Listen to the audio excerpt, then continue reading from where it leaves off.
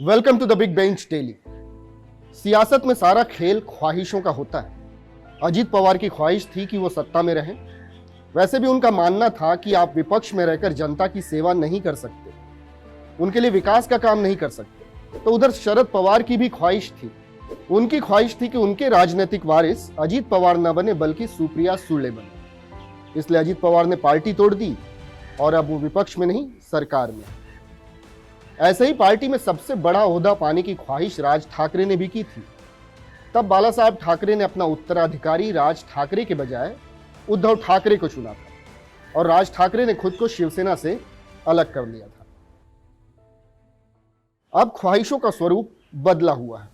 अजीत पवार शिंदे सरकार में आए तो हैं, मगर ख्वाहिशों के साथ। निश्चित तौर पर उनकी ख्वाहिश होगी कि डिप्टी सीएम के पद पर रहते हुए उन्हें बड़े से बड़ा मंत्रालय मिले।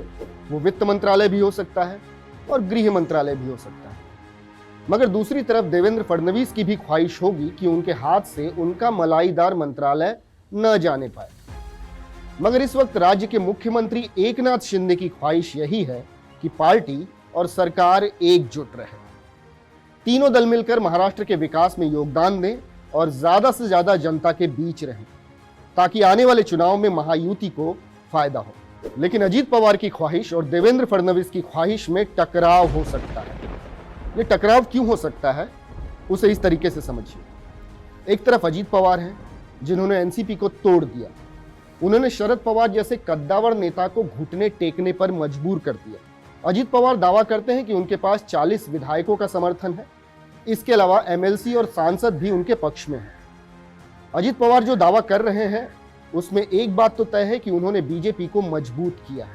महाराष्ट्र में साथ मिलकर चुनाव लड़ा जाएगा तो बीजेपी को मजबूती ही मिलेगी, यानी बीजेपी के लिए अजीत पवार किसी एसेट की तरह है। लेकिन दूसरी ओर देवेंद्र फडणवीस की ख्वाहिश पर कटार चल सकती है, क्योंकि देवेंद्र फडणवीस बीजेपी के लिए अब तक खोटा सिक्का ही साबित हुए हैं। देवेंद्र फडणवीस वे नेता हैं जिनकी अगुवाई में अंधेरी ईस्ट में उपचुनाव होना था। यह पिछले साल अक्टूबर की बात है। जिस तरह की लहर ऋतुजा लटके के समर्थन में थी, अगर देवेंद्र फडणवीस की बात मानकर मुर्जी पटेल को चुनाव लड़ा दिया जाता तो बीजेपी की शर्मनाक हार होती। ठीक इसी तरह महाराष्ट्र में जब परिषद के चुनाव हुए तो भी देवेंद्र फडणवीस कोई खास कमाल नहीं कर सके। इसी साल फरवरी में महाराष्ट्र में परिषद के चुनाव हुए। वैसे तो बीजेपी को भरोसा था कि देवेंद्र फडणवीस इस चुनाव में बीजेपी को प्रचंड जीत दिलाएंगे और महाअघाड़ी को क्लीन स्वीप करेंगे। बीजेपी की सोच का कारण 2 सीटें थी, एक नागपुर और दूसरी अमरावती। दोनों सीटों पर बताया जाता है कि आरएसएस शक्तिशाली है, उनके कैडर हैं। और सबसे बड़ी बात, नागपुर तो देवेंद्र फडणवीस का घर है और अमरावती में उनकी तूती बोलती है। मगर परिणामों ने बीजेपी को निराश किया। परिषद की 5 सीटों में से 3 सीटों पर महाविकास आघाड़ी ने कब्जा जमाया और बीजेपी अपने दोनों गढ़ अमरावती और नागपुर बुरी तरह हार गई। मगर बीजेपी के लिए मुश्किलों का आकाश अभी और विस्तारित होना था। मार्च 2023 में पुणे की पिंपरी चिंचवड़ और कस्बा पेट की सीटों पर चुनाव हुए। कस्बा पेट के बारे में कहा जाता है कि अगर बीजेपी वहां से किसी वड़ा पाव वाले को भी चुनाव लड़ा दे तो भी जीत जाएगी, क्योंकि पिछले 30 साल से बीजेपी को कस्बा पेट में कोई हरा नहीं पाया था।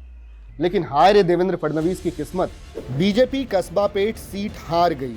हार पर हार ने बीजेपी आलाकमान को भी सोचने पर विवश कर दिया और सूत्र बताते हैं कि इसलिए बीजेपी ने 3 दलों की सरकार बनाने का निर्णय लिया। इतना ही नहीं, सूत्र ये भी बताते हैं कि देवेंद्र फडणवीस से भी बीजेपी का मोह भंग हुआ है और बहुत संभव है कि देवेंद्र फडणवीस को दिल्ली बुला लिया जाए।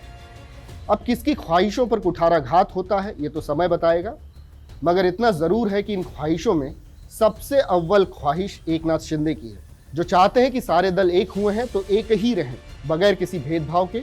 सब साथ चुनाव लड़ेंगे तो निश्चित तौर पर विपक्षियों को परास्त कर पाएंगे। Keep watching the Big Bench daily.